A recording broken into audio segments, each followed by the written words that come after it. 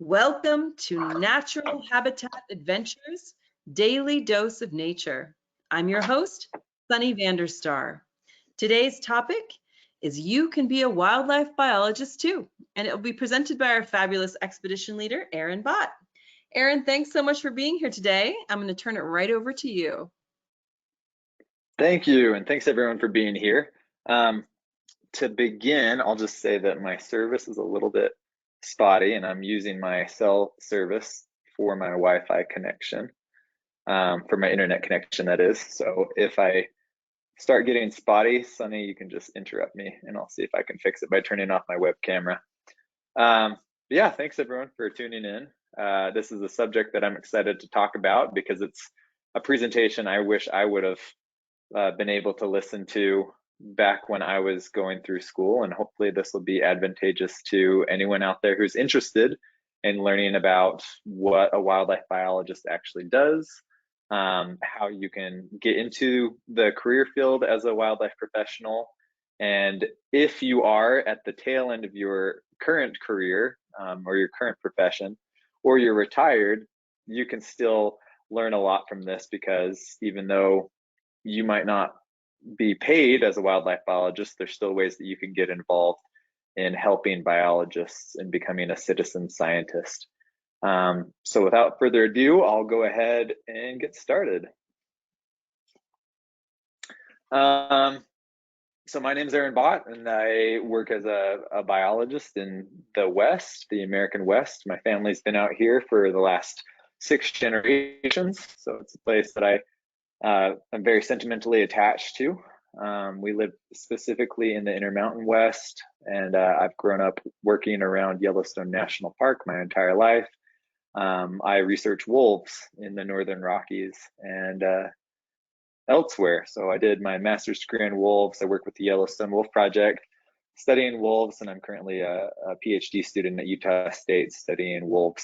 But I also have had the wonderful opportunity to work with all of these other agencies. I'll talk a little bit more about them in just a minute, but the USDA, or the U.S. Department of Agriculture, the National Park Service, Idaho Fish and Game, Wyoming Game and Fish, Oregon Department of Fish and Wildlife, the Utah Division of Wildlife Resources, and of course Utah State University, which is the school that I've attended. I am employed by a government agency as a biologist, and I get to work with all kinds of wildlife that we have out here in the West. Everything from porcupines to bobcats to moose and grizzly bears and wolves and bison. It's the best career decision of anyone's dreams, in my opinion. I definitely have an adventure every single day, and I love it. All of the pictures in this presentation I've taken from different adventures that I've had, and I'll hopefully be able to not only entertain you, but also inform you over the next hour or so. But to begin with, I need to answer a couple of questions. Firstly is, why manage? So we as humans, we manage wildlife. We manage them to protect them, and also to make sure that their populations remain viable. But why do we do this? What is the reason, and is it necessary? Well, unfortunately, this is what we often call the Anthropocene. This day and age, we as humans, this charismatic ape species, dominate the entire planet. We live everywhere, and there's no place that you can be on this planet without being affected to some degree by our presence as a species. We've so manipulated many ecosystems that at this point in time, we do need to manage wildlife, unfortunately, and wildlife depends on us to make the decisions to protect them. If we were apathetic to wildlife, then we can go extinct and fall apart and ecosystems. So unfortunately, yeah, we're in it so deep that we really need to work hard as a species and make a conscious and collective effort to try and protect the natural wonders that are all around us. And this is a good thing, actually. The fact that we have this young science, and um, biology and ecology, these new natural sciences that we've just really begun to appreciate over the last 150 years, not even quite that, really the last 100 years, um, where we as humans can learn the science of how the natural world works. And as we begin to appreciate more how the natural world is operating, we can work to better reduce our footprint on the planet, and we can help species that are otherwise imperiled. So this is a good thing, but we do need to be proactive and realize that in this day and age, it's more important to be very effective in a lot of ways to be proactively engaged in studying, managing, and protecting wildlife than being apathetic towards it. So how is wildlife managed? This is the next question that I think a lot of people don't truly understand. And I am working here in the United States. And so if you're tuning in from anywhere else in the world, you're going to have to understand that this model that we have in the United States is loosely applied to other countries as well. Pretty much this is how everything is done all across the world, but really the model, which we call the North American model for wildlife management, was established here in the United States in the early 1900s, and really is the first very effective model for managing and protecting wildlife. And since the 1900s, this model has been applied to other countries elsewhere. And again, with a little bit of flexibility in what I'm gonna, in some of the weeds that I'm about to get into, you can kind of understand how wildlife is managed in general. But I am gonna be specifically talking about wildlife in the United States. And I find that a lot of people, nature lovers and wildlife lovers, don't truly understand how wildlife is managed. And this, I think, is to the detriment of us and our passion for wildlife. It's very important for us to understand who it is who is responsible for protecting animals and for managing populations at a sustainable level. And to answer this question, we need to go into our country's early history. So back when the founding fathers were working hard to try and set up a new nation, they were very preoccupied with setting up a solid economy, national security, and they were not at all concerned about wildlife. Wildlife couldn't have been further from their minds. So because of what we have in the Constitution, known as the 10th Amendment, wildlife, its management, and its protection falls under the responsibility of the states. So the United States Constitution's 10th Amendment says that basically states have the responsibility to manage anything on behalf of the public unless otherwise stated in the Constitution or otherwise managed at a federal level. So again, by default, not intentionally, but by default, through the 10th Amendment of the Constitution, wildlife everywhere in the United States is managed at a state level. It doesn't matter if you're from Rhode Island or Hawaii or Alaska or New Mexico. Your state agency manages wildlife, and each state therefore has a wildlife agency responsible for protecting its native species. And we'll get more into that in just a minute. Now, again, this is kind of by default, and it wasn't until the 1840s that our country began to appreciate what wildlife meant to the public as a whole. And in 1842, if I remember correctly, we created what is called the public trust doctrine.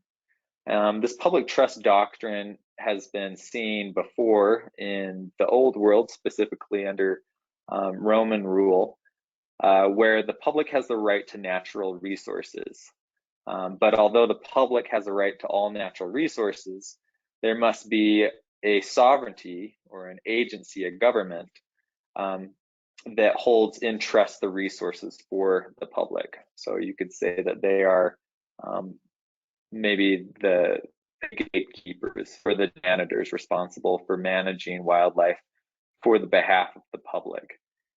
This is really cool because when Europeans first left Europe, the British Isles specifically, they came over here to the Americas, and over in the old world, this kind of public trust had never been set up, at least in the later half of the European modernized world. And many wildlife species were managed on small, fine scales, much to their population's detriment. So if you were a wealthy landowner, you owned the wildlife as well as the land that were on your property. Kind of an easy and basic way to look at this is thinking of Robin Hood. And what was Robin Hood always guilty of? He was shooting the king's deer, right? The deer were not his deer, or they weren't the public's deer. They belonged to the king, and he was poaching off of the king's land and the king's forests. But when people came here to the Americas, it was this incredible wilderness they perceived, and they saw all these animals roaming around, and they quickly said, you know what, just like no individual can own the water, no individual can own wildlife. And so anyone has the right to it. And that's true today. So if you see a deer walking across your front lawn, that deer does not belong to you. It belongs to the community at large. It belongs to everyone who is an American citizen. So I talked a little bit about this, but now I'm going to get more into the weeds, because although we had established the 10th Amendment of the Constitution, and although we had created the public trust doctrine, people did not really begin to think about wildlife management until, and if I'm being generous here, until the 1870s. And really, it wasn't actually until the 1900s that we got pretty serious about it. What happened was, because of the public trust doctrine, which is an amazing moral code that I really get behind, I really agree with, wildlife belonging to everyone, and not just current generations, but future generations, which is emphasized in the public trust doctrine. People kind of flipped that on its head, and they exploited it to their own advantage, especially after the Civil War, where really you've got all these young men who own guns and bullets, and all it takes is a gun and some bullets to go out and capitalize off of wildlife. And we had what was known as the Great Slaughter of the 1800s. You had these vast hide markets. And for one of many reasons, people moved further and further westward in pursuit of game, pursuit of wildlife. And they would slaughter it, and then they would pack up the pelts or the meat or the hides, and they would ship it all back east so that they could make money off of it. So we had capitalization off of wildlife due to the public trust doctrine. And because of this, many species became imperiled or went extinct. This is a famous picture. If you can't tell, that mountain is made of bison skulls. So we had about 30 million buffalo ranging across North America, and in a matter of a couple of decades, we annihilated them. So we dropped down to about less than 2 dozen in the lower 48 states. Just complete slaughter of all of our wildlife. And it wasn't just buffalo, it happened with pronghorn antelope, it happened with all of our eastern elk populations, a lot of our deer populations. And surprisingly, most of our carnivore populations didn't see a decline or a decrease in numbers really until the early 1900s. And I have many presentations on NatHab's webinar channel that talk more specifically about carnivore management and our history of mismanaging, and then hopefully better, more effectively and appropriately managing carnivores on the landscape in the 1900s and into the 2000s.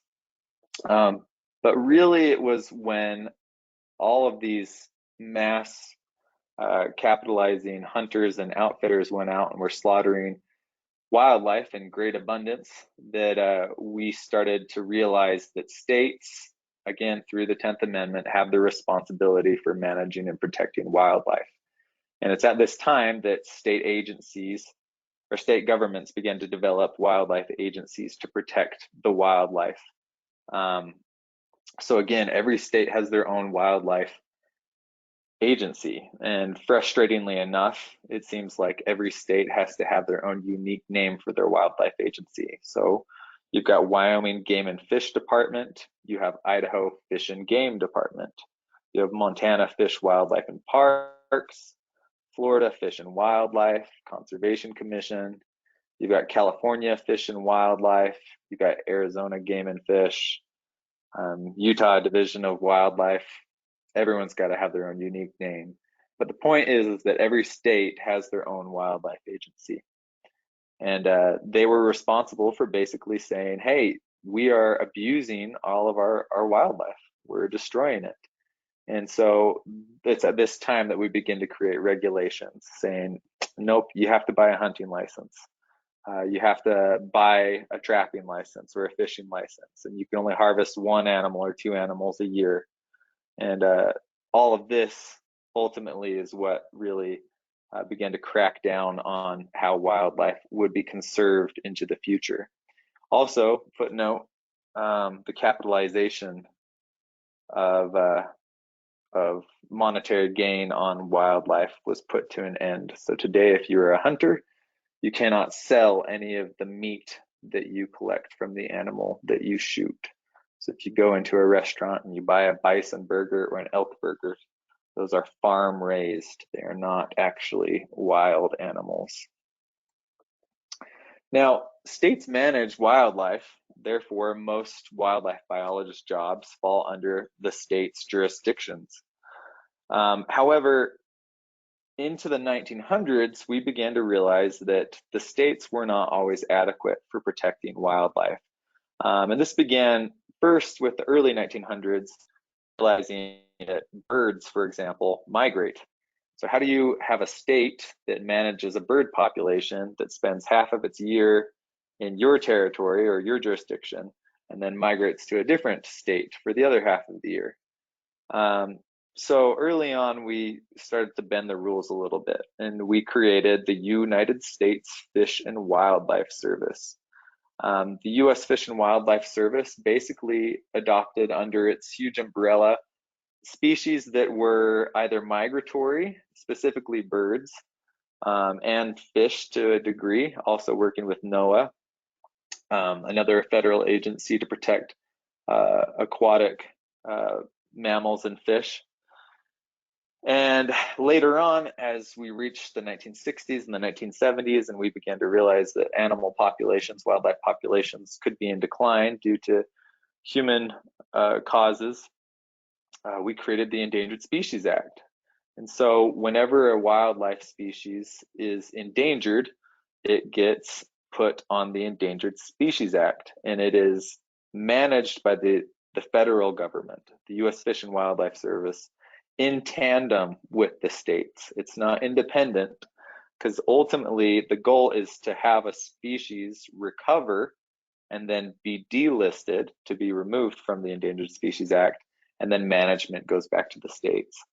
I work with wolves, and so probably one of the most popular or notorious examples of this is how wolves have been managed, specifically in the West, over the last 3 decades or so. So wolves are to be managed at a state level, but they were eradicated from the lower 48 states. And so the U.S. Fish and Wildlife Service created a plan to reintroduce them into Yellowstone and central Idaho. They were reintroduced, and the U.S. Fish and Wildlife Service managed wolves with the states until the wolf population reached a point where it was stable and could be removed from the Endangered Species Act. And this happened generally in 2011. And at that point in time, management of wolves went back to the states, again, which is how the system works.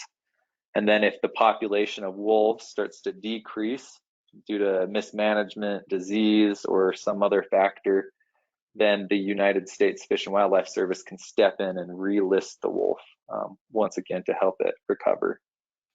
So This brings us to the third branch on our tree of who manages wildlife, and that will include non-government organizations. Now, governments are responsible for managing wildlife. Oh, I need to say this too, and I'm going to back up right here. So clearly the states have the government set in place to help manage wildlife, but I also want to point out that many Native American reservations have sovereignty, and so they manage their own wildlife with their own agencies. And I didn't include a logo on here of like the Wind River Indian Reservation and their wildlife agency, or the Navajo, which are two Indian reservations that I work more closely with. But they have their own wildlife agencies, and they manage wildlife according to their own judgment and their own biologists' recommendations. Sorry about that. Now to jump back to non-government organizations, again, there are sovereignties in power which are responsible for managing wildlife for the public at large. And hopefully I've kind of bored you with the nitty-gritty on how states are the primary stakeholders in managing wildlife. And then in some special cases, like when a species becomes imperiled and is put on the Endangered Species Act, then the federal government steps in and can help manage wildlife. But then there are also non-government organizations which don't manage wildlife, but they do have some opportunities for people to become biologists and work for them. These are, I think it's pretty self-explanatory. They are organizations that are enthusiastic about conservation and wildlife, and they are using their own monies to help states and federal governments manage and survey wildlife populations and fish populations as well. Some of the more well-known non-government organizations that have biologist positions might be the Nature Conservancy, the Audubon Club, the World Wildlife Fund, etc. So Trout Unlimited, it's another big one for fish. So yeah, these are important and good to know because they're more on the private sector, but they still provide opportunities for people who are looking to find a career as a wildlife biologist. Boom. Now that was the dry part, but it was important for me to explain that to you because if you're interested in becoming a wildlife biologist, or you're just curious about how this all works, who manages the animals? Who's responsible for looking after them? I think, and this goes for myself as well, I grew up out here, but for the longest time, I didn't understand that wildlife was managed at a state level. I thought, you know, the Forest Service, which is a federal agency, manages wildlife. I thought the Bureau of Land managed wildlife. These two, Park Service, too, they're federal agencies, and they do manage the lands that wildlife live on. So you can have the opportunity to work as a biologist for the Forest Service, or for the Bureau of Land Management, or for the National Park Service. But generally speaking, those agencies are just managing, specifically Forest Service and BLM, they're managing the lands. So they're working on habitat. And there's more habitat related jobs with those agencies and less wildlife related jobs, although there are some wildlife jobs here and there. So now we'll talk about the fun stuff. What do biologists do? Well, biologists go out and their main responsibility is to monitor the populations. So here's, for example, southeastern Utah. We're going out, we're doing classification and surveys of bighorn sheep, desert bighorn sheep populations. And to do this, some of the most effective ways is to capture wildlife, and we take that they're healthy overall. We do classification of offspring and reproduction to make sure the animals are reproducing well. And we also test them for other diseases or parasites, overall body condition, and fecundity, and we also like to put radio collars on them whenever possible. The radio collars help us to understand their behavior and their movements, which is especially important for large ungulates or hoofed animals that migrate on the landscape. Because as humans are developing more and more land,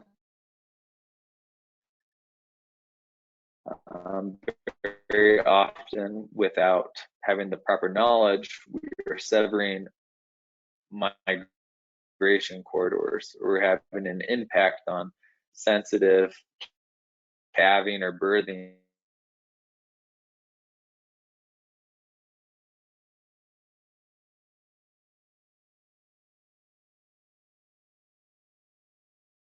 sites for these animals. And so in order for us to understand what areas need to be protected, they're at. So a lot of times we have to have the animals tell us where those locations are. So we'll go out and we'll capture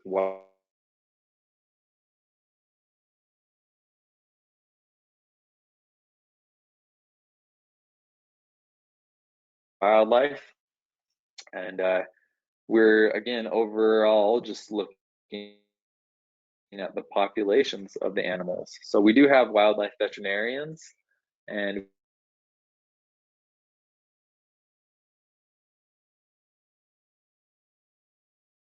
keep on the wildlife that we're capturing, but do some small some people call us, for example, just the other day we had a phone call that someone saw a deer that looked injured and wanted them to take that. Unfortunately, that's not what we do in most cases.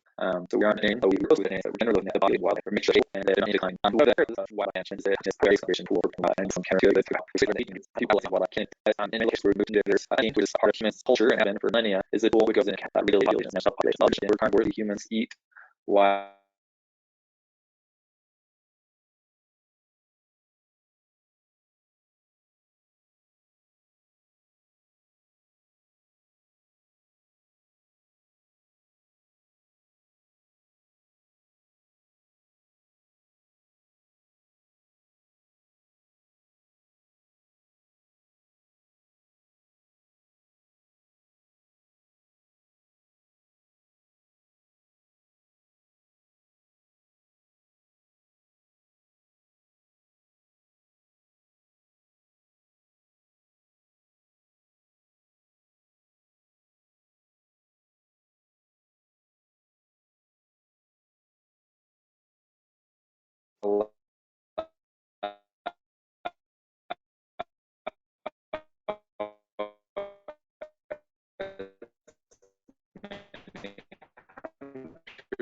on the landscape this year because the wildlife population just isn't doing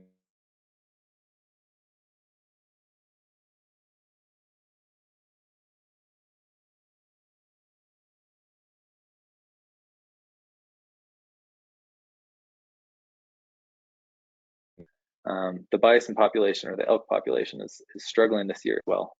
So let's back off and have ensure that we're working on listed as a greatly shrunk due to human encroachment and the human conflict with grizzly bears and killing them off.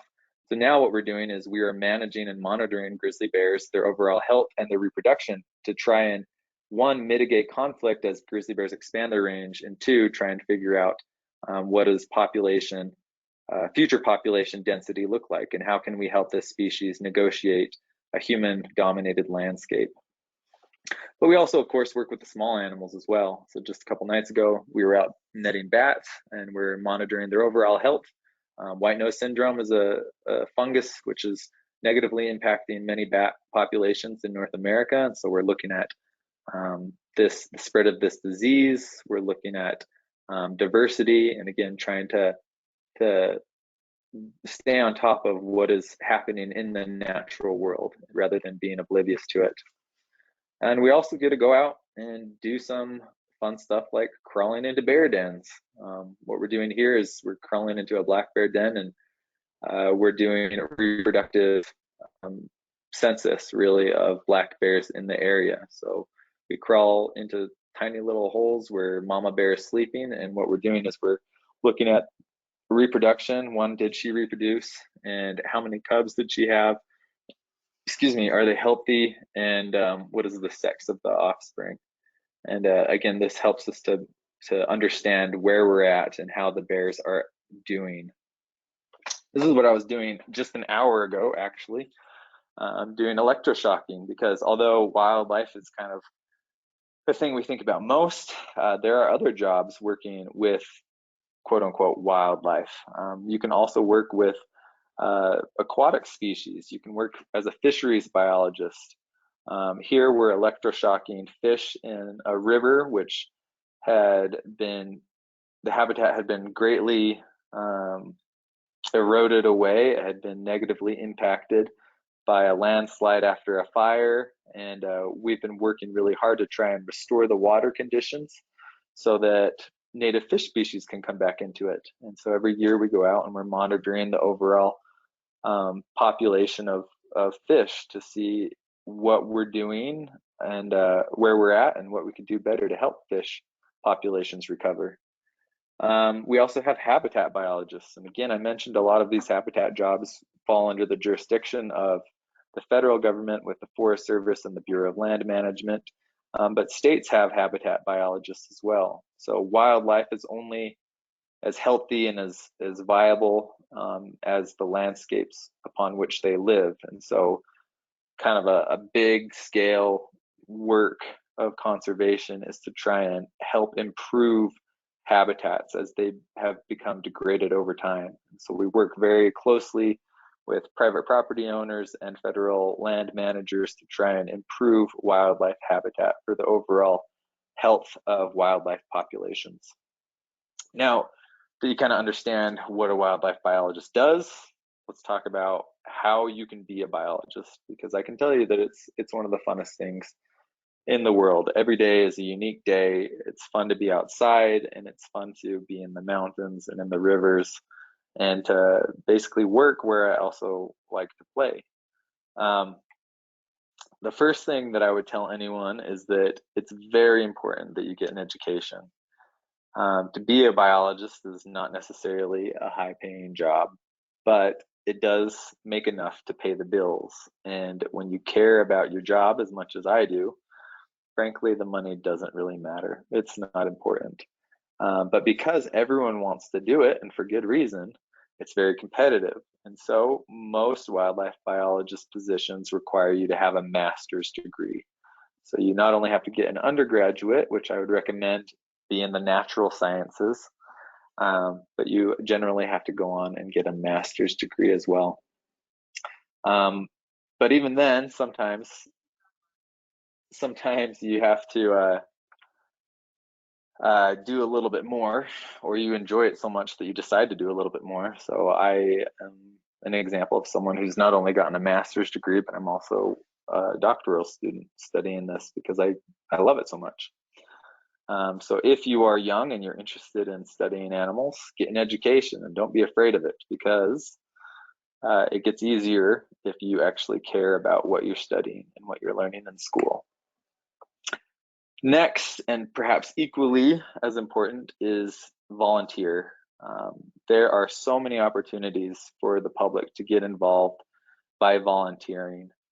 And volunteering not only helps you become exposed and get some experience in the field, but it also is great for networking. I was fortunate enough to have spent a lot of time growing up around wildlife biologists, and that amount of effort that I put into volunteering helped me build a strong network, and it helped me get a job. If you just get the degree, it's not enough. You got to spend time rubbing elbows and getting to know people and socializing and helping out with the dirty work, showing people that you care, and you get to have a lot of fun.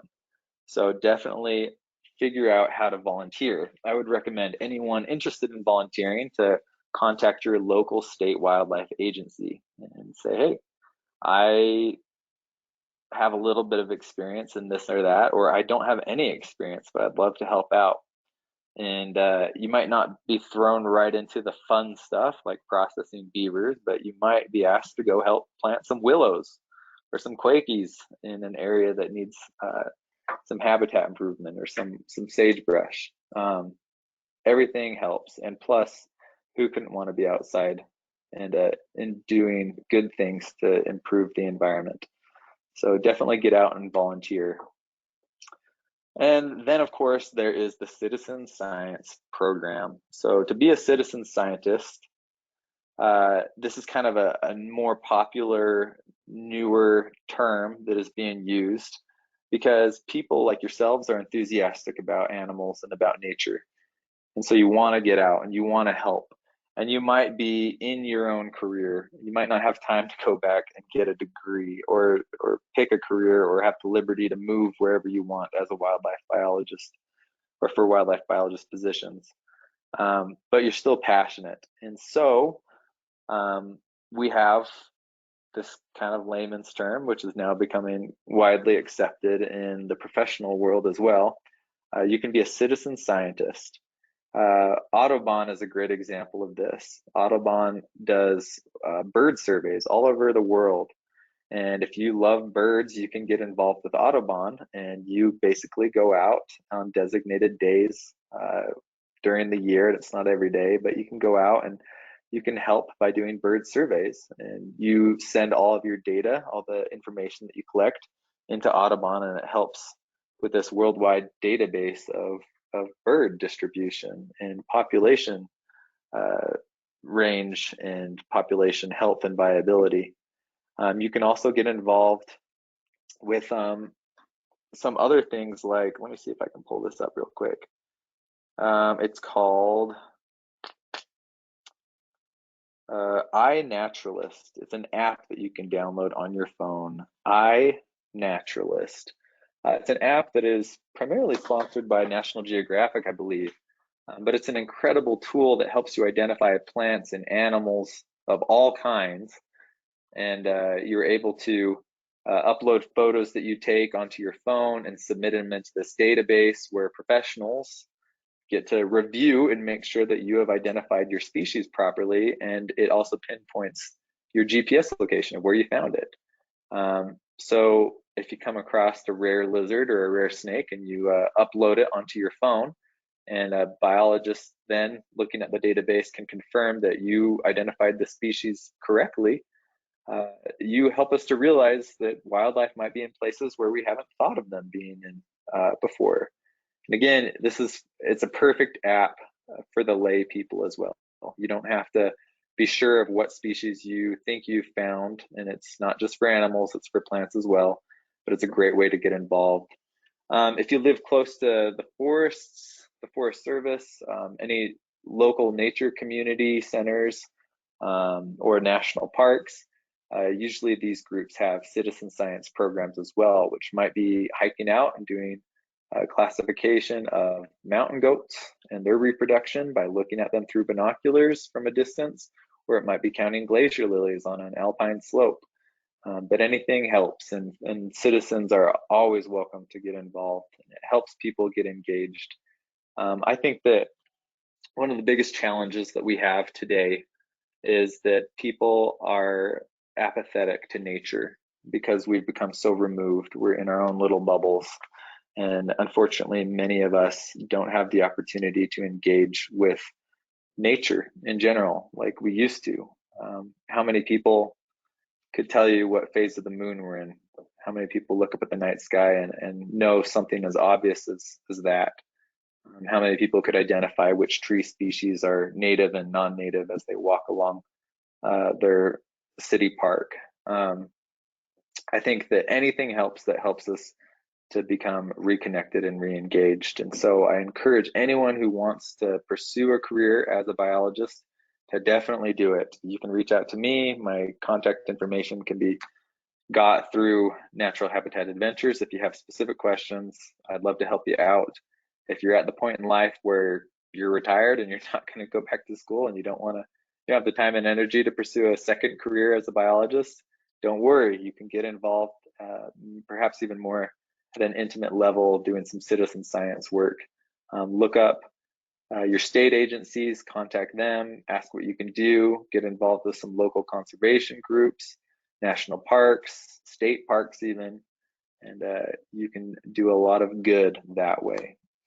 So thank you very much. Thanks for tuning into my presentation today, and I will gladly take questions if you have any. Thank you so much, Aaron. I really appreciate you sharing that information with us today. Before we start the Q&A, I want to remind everyone that they can submit questions via the questions field in the control panel. So I'll give folks a minute or two to ask some questions.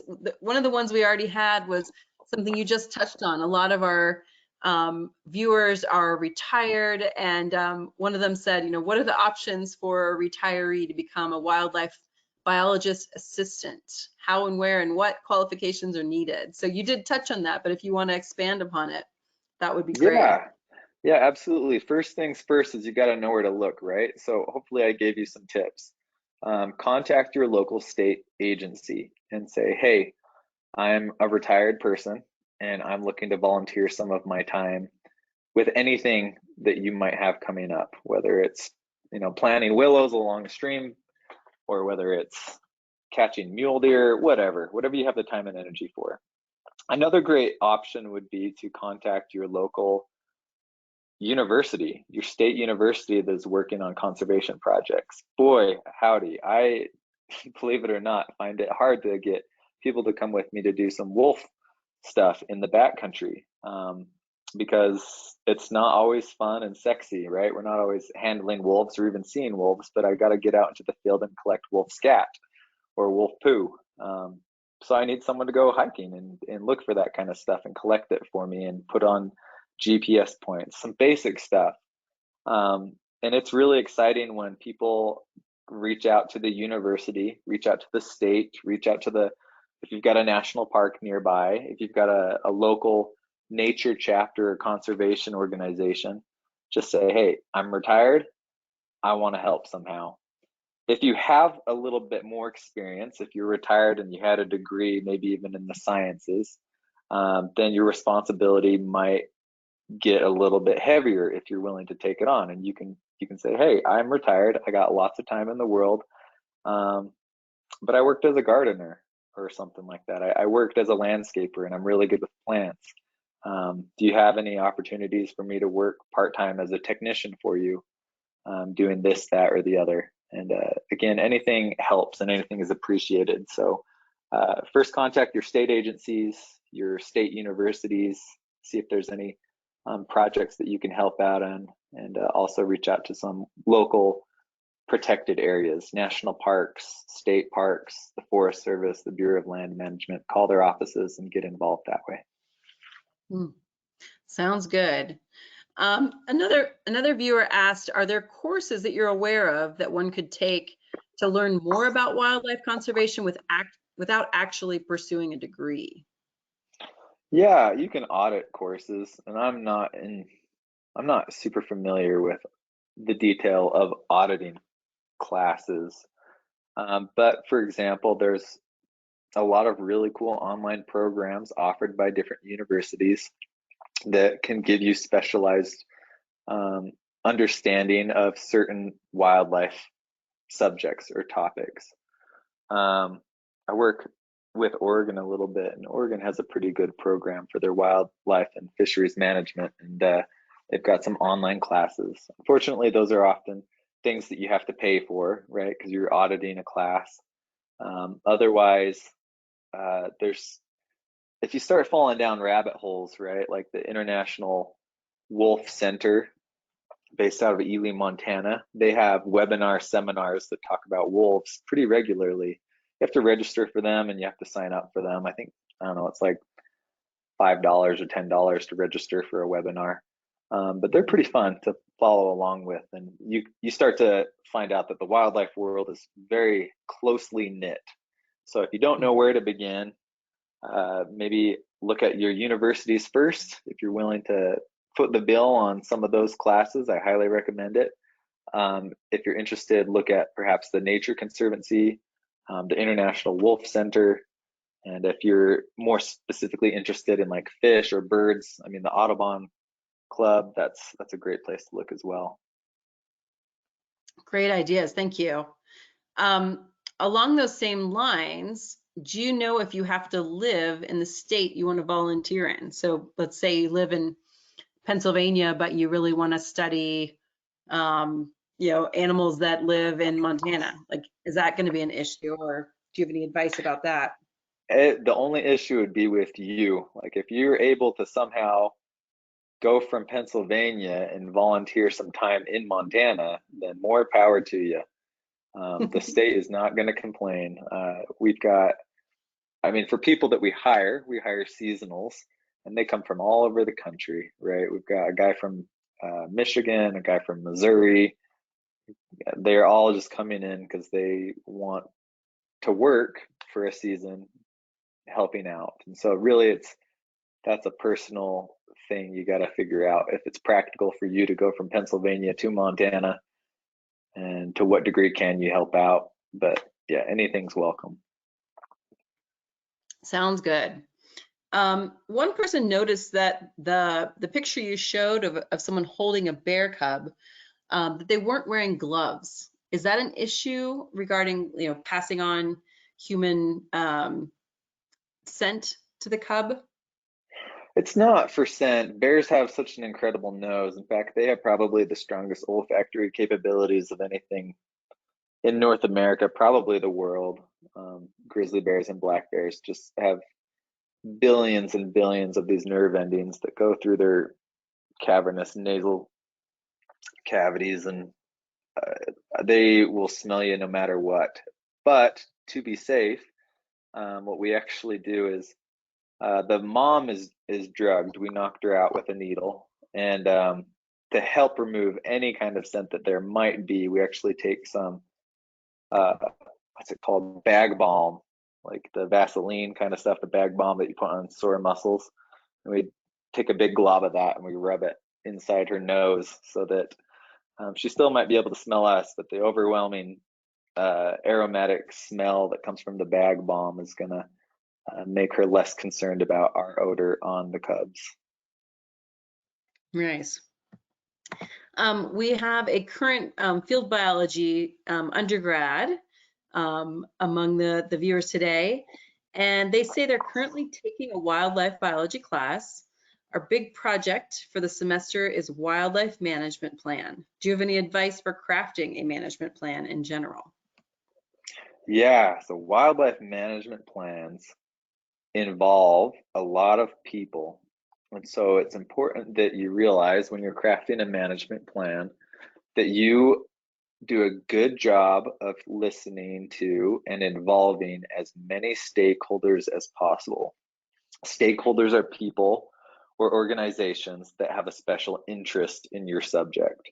So for example, last night we had one of our bear management plan meetings, and we have everyone come to those meetings, or a representative, I should say, from everyone in the community come to those meetings. Wildlife enthusiasts, conservationists, hunters, ranchers.